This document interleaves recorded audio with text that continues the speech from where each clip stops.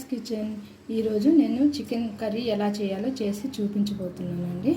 Actually chicken ముందుగానే marinate చేసి పెట్టున్నాను. నేను రాత్రి తీసుకొచ్చారు, నాకు వీడియో తీయడానికి వీలు కాలేదు. అందుకని రాత్రి దీంట్లో శుభ్రంగా కడిగేసి ఉప్పు, కారం, పసుపు, కొంచెం వెల్లుల్లి పేస్ట్ అండి వేసి పెరుగేసి కలిపి మంచిగా మెరినేట్ చేసి పెట్టాను. ఇప్పుడు మనం దీన్ని కర్రీ ఎలా చేయాలో చూపిస్తాను. కావున చికెన్ కర్రీయే కదా అనుకుంటారు అందరూ. ఒక్కొక్కరు చేసే విధానం ఒక్కొక్క విధంగా ఉంటుందండి. నేను చేసే విధానం కూడా ట్రై చేయండి, మీకు తప్పకుండా ఇష్టపడతారు, లైక్ చేస్తారు. స్టవ్ మీద ఒక కడాయి తీసుకున్నానండి.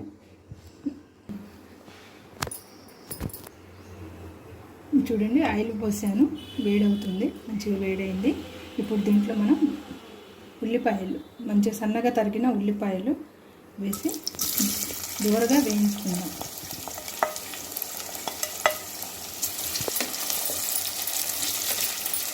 ఒక 2 నిమిషాల వరకు దూరగా అయ్యే వరకు వేయించుదామండి. చూడండి, ఇది ఇలా కొంచెం మంచిగా ఉడికిందండి ఉల్లిపాయ. ఇలా అయినాక నేను ఈ చికెన్లో కొంచెం వేసి ఉన్నానండి, అందుకని కొంచెమే తీసుకుంటున్నా. మామూలుగా అయితే నేను ఒట్టిగా దీంట్లో కారం, పెరుగు, పసుపు ఇవన్నీ కలిపి పెట్టి అల్లం వెల్లుల్లి దీంట్లో ఫ్రై చేస్తాను. రాత్రి తీసుకొచ్చారు కాబట్టి మంచిగా దీనికి పట్టాలని అల్లం వెల్లుల్లి పేస్ట్ కొంచెం దీంట్లో కూడా కలిపి పెట్టాను. సో కొంచెం వేస్తున్నాను.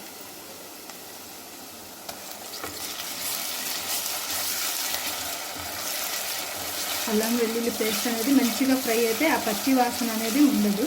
దీంట్లో నేను చికెన్లో కలిపాను కాబట్టి ఆ చికెన్ని కూడా నేను చాలాసేపటి వరకు సిమ్ మీద పెట్టి మంచిగా ఉడకనిస్తాను.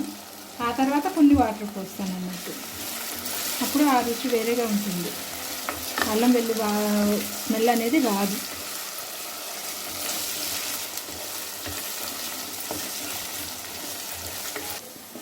చూడండి, అల్లం వెల్లుల్లి పేస్ట్ మంచిగా ఫ్రై అయిపోయింది.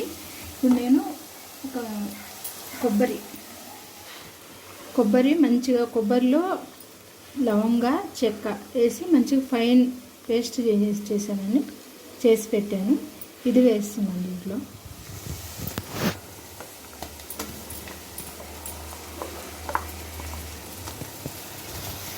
ఇది గ్రేవీగా చాలా బాగా పనిచేస్తుంది. మనం పెరుగు కూడా చికెన్లో పెరుగు కూడా కలుపుతాం కాబట్టి గ్రేవీ చాలా బాగా వస్తుంది, క్రీమీగా వస్తుంది. దీన్ని ఎక్కువ ఫ్రై చేయనవసరం లేదు, కొంచెం ఫ్రై అయితే చాలు.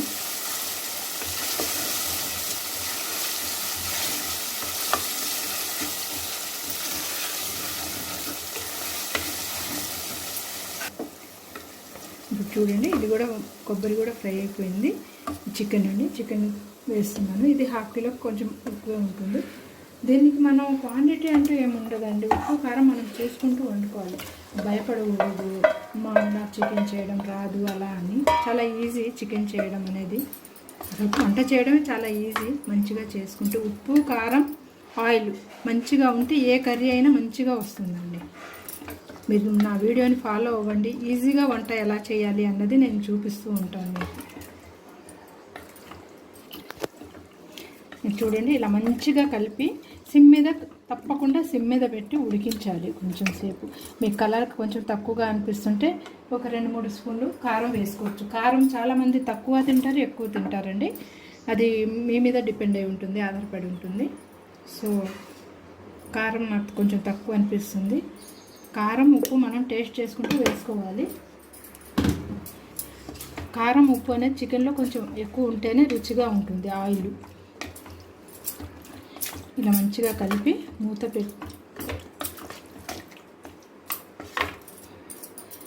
మంచిగా కలిపి సిమ్ మీద పెట్టి మూత పెట్టి కమ్సకం ఒక 10 మినిట్స్ ఉడకనివ్వాలి. చూడండి, ఇప్పుడు చక్కగా మసాలా అంతా ఉడికి ఆయిల్ విడిచేసింది. ఆయిల్ ఇలా వదిలింది అంటే మంచిగా మసాలా ఉడికినట్టు అర్థం. ఇలా మంచిగా కలిపేసి దీంట్లో నేను ఒక స్పూన్ ధనియాల పొడి,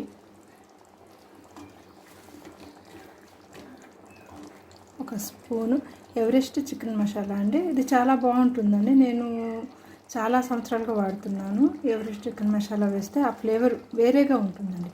నేను లవంగా చెక్క అవన్నీ వేస్తాను, బట్ ఇది కూడా వేస్తాను అన్నట్టు. చాలా బాగుంటుంది, ట్రై చేయండి.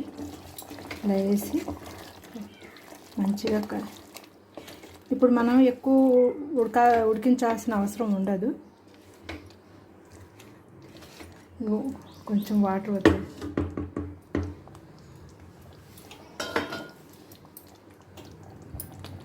వాటర్ వస్తున్నాను.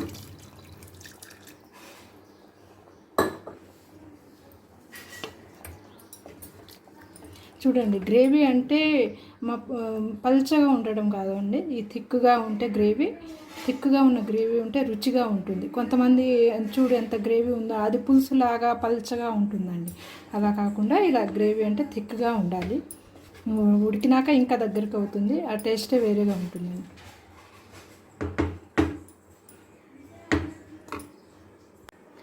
ఇలా వాటర్ పోసినాక ఒక 10-15 మినిట్స్ ఉడికిద్దాం మంచిగా. ఇప్పటి వరకు మీరు చికెన్ కర్రీ చూశారు కదండి, దాని కాంబినేషన్లో నేను ఈరోజు సింపుల్ బగారా రైస్ చేద్దాం అనుకుంటున్నాను. దానికి దీంట్లో ఆయిల్ వేసానండి, వేడైంది. వేడైనాక ముందుగా తేజ్పత్తా, ఇది కచ్చాబచ్చా దంచి పెట్టిన లవంగా, చెక్క అండ్ యాలకులు 3 కచ్చాపచ్చాగా దంచానండి, దంచి వేస్తున్నాను నేను. కొంతమంది అలా సాబుతుగా కూడా వేస్తారు, నేను కొంచెం అలా.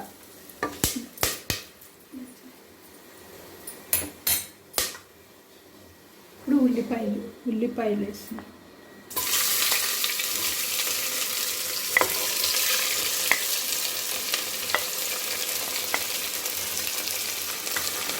ఈ ఉల్లిపాయని కొంచెం బ్రౌన్ అయ్యే వరకు మంచిగా వేగనివ్వాలి, బ్రౌన్ కలర్లో రావాలండి.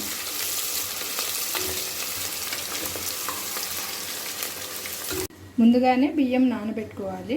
నేను ఈ గ్లాస్తో 3 గ్లాసెస్ పోసాను.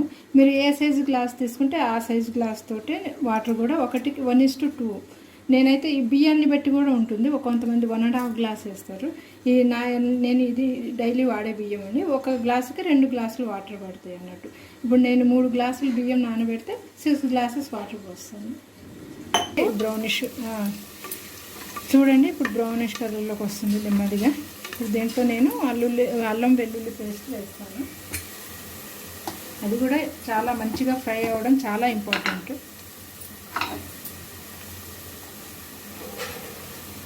చూడండి, 1 kg అంటే నేను ఇంత తీసుకుంటున్నానండి. అసలు మసాలా అనేది చాలా తక్కువ క్వాంటిటీ తీసుకుంటున్నాను. ఒకప్పుడు ఎక్కువ వేసేవాళ్ళం, చాలా తక్కువ తీసుకుంటున్నాను. తక్కువ తీసుకుని మంచిగా వేగనివ్వాలి.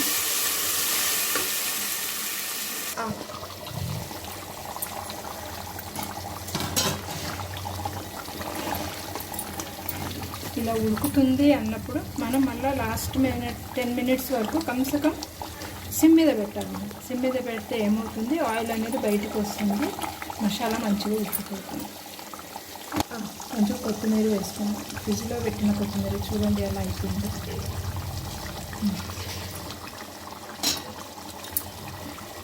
ఇప్పుడు సిమ్ మీద పెట్టి ఉడికిద్దాం. పచ్చివాసన తగ్గే వరకు మనం మంచిగా తెలిసిపోతుందండి. మనం స్మెల్ చూస్తే ఆ పచ్చి వాసన అనేది రాకుండా చక్కగా ఉడికిన వాసన వస్తుంది.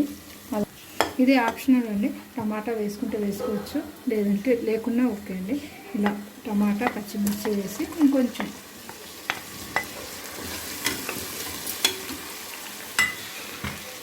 సాల్ట్ వేస్తాను. కొంచెం సాల్ట్ వేసి ఉడికిస్తే టమాటా త్వరగా ఉడికిపోతుంది.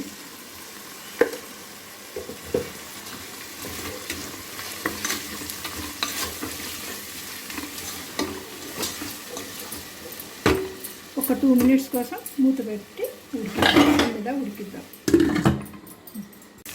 ఈ చికెన్ వండేటప్పుడు ఈ పేస్ట్ వేసాను కదండి, కొబ్బరి పేస్ట్, అది కొంచెం మిగిలింది కదా అని వేస్ట్ చేయని అవసరం లేదు. ఈ అన్నంలో వేస్తే ఇంకా బాగుంటుందండి, రైస్ కూడా బాగుంటుంది.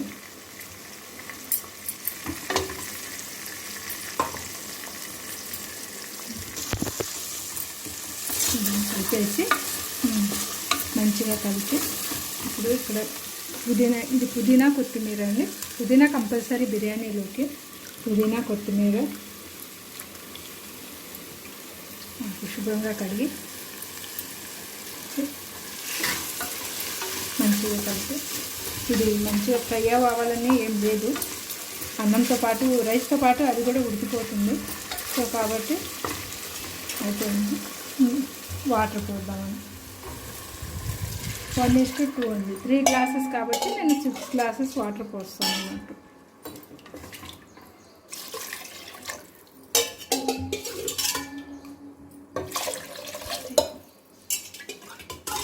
ఇప్పుడు 6 గ్లాసెస్ వాటర్ అండి.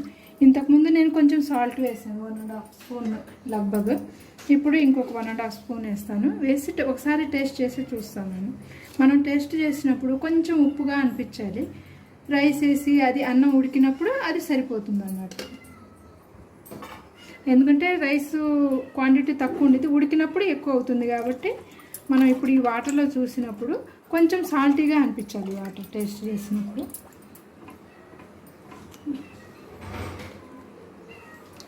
ఇంకొంచెం వేద్దాం. ఇప్పుడు సరిపోతుందండి. ఇప్పుడు నేను ఇలా కలిపేసి మూత పెట్టి ఆవిరి వచ్చే వరకు ఉడుకుతుంది. చూడండి, ఇప్పుడు మంచిగా ఉడికేసింది. మసాలా వదిలేసింది, ఆయిల్ వదిలేసింది. కాబట్టి ఇలా ఉంటే మంచిగా ఉడికినట్టు అర్థం. గ్రేవీ థిక్నెస్ చూడండి, గ్రేవీ థిక్నెస్ ఉండాలి. ఇలా గ్రేవీ థిక్గా ఉంటే చాలా బాగుంటుందండి, పలుచగా ఉండదు. సో ఇలా చేసి స్టవ్ ఆపేద్దాం. సో మన చికెన్ రెడీ. చూడండి, వాటర్ మంచిగా బాయిల్ అయిపోయింది. బాయిల్ అయిన వాటర్లో నీరు తీసేసి, రైస్ అండి, వాటర్ అంతా తీసేసి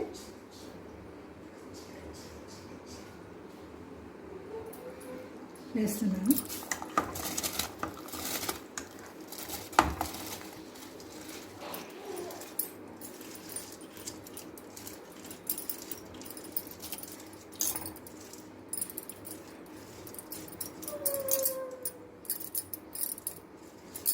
చూడండి, దీన్ని మంచిగా కలుపుకుందాం.